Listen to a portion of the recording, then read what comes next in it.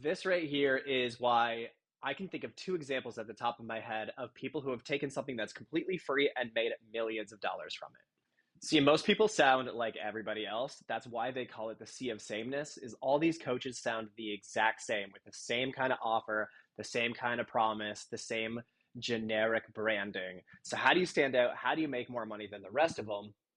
Is right here. So that's why we need to differentiate, right? We need to carve out our own little corner of the internet. We have to be our own little space, our own little island, do different than everybody else, right? And there's only really three things to look at. So we can look at who, right? We can target different audience. We can look at what, like what are we doing here? Where are we going? What is the promise, right?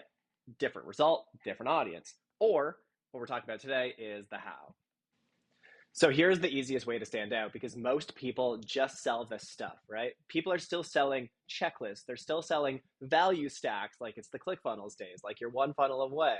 But really, it's more stuff doesn't create more desire.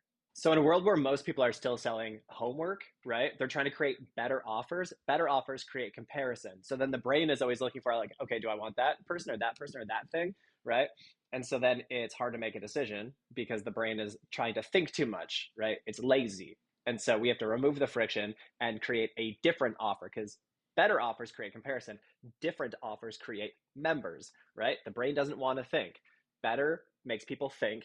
Different makes people move, right? We want to be in a different kind of class.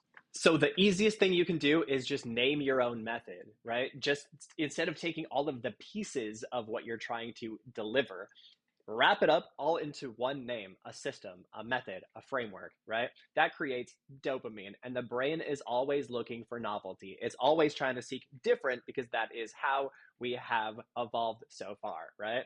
So instead of saying, like, hey, I'll help you grow your school, then we say, no, we're going to help you get 100 paying members who want to drink the Kool-Aid, pay and stay with the cult creator model.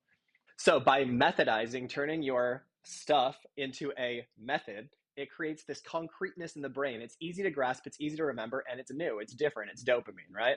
And so Wim Hof did this, and he turned breathing and cold air and water into a multi-million dollar business. Marie Kondo she helps you clean your house, right? And yet somehow she's worth millions and a Netflix special. Sedona method, let go of limiting beliefs. How do you pay for that? And so just turning your stuff into a unique method will allow you to be different than the rest, which will help you get paid. All right, let's get it.